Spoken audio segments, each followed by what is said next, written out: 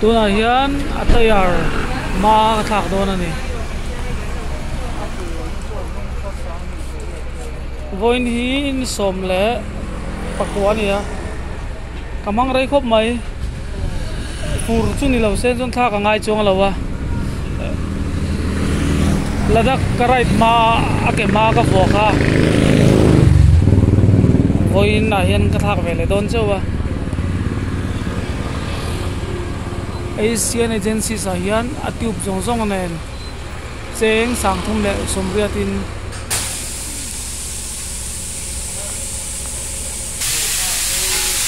heta hian min thak sak dona hei athar turania chuan min thon don me boss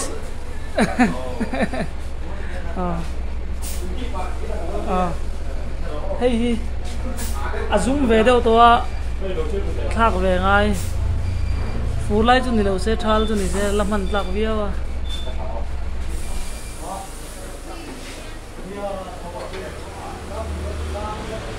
ama hi 27 akadanga anung hi 29 akada don ni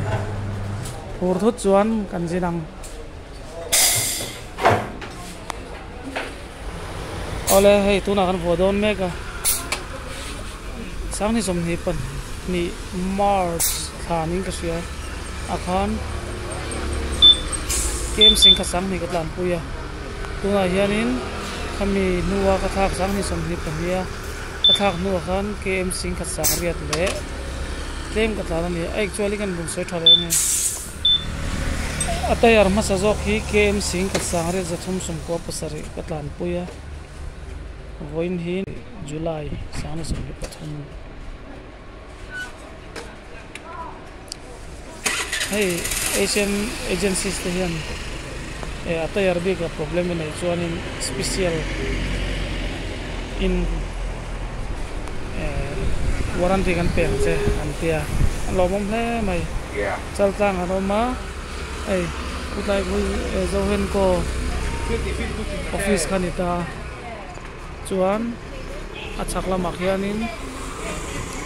transport office kha omleta anin kara hanin Asian agency se omani o soi to ang khanin eni sari thum sang ni le som ni le pani khanin ake ka thaka kem sing khat sang ni le zanga le pakat patlana tuna hianin ka thak le ta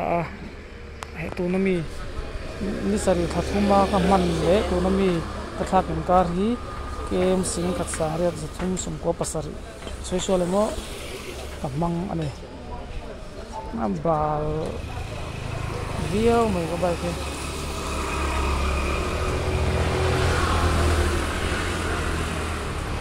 hey Asian agency si a number and phone number te kitla kiran tara chuan bike po hi kan bike spoke mang po hi tubeless kanang siam te ya ke ma tak kin jong siam lawa expulse to anlo siam sak na sa to ni ti kamin thil ani cheng sang thum le somriat atiu ne ran ya til man hi to ve zela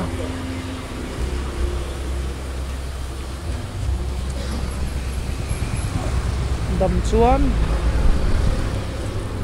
kan man na kan ti thei chuan engam right last right an tiang deuh chi nei kan tu manga chumi atana in pu chana deuh chuan in taya bo hi kan tha kan ni ataya hi ka du por bak lawa ka tlan sak mai lo wang le ke ma wait ni te jerikana petrol ka da wait lo wang ne bos kop te hian in ka tayar min thak ka alo mong khop mai cái in titlang cốp zabia ka cái in titlang nel về thế mai ni nu tlang wal ne lo ve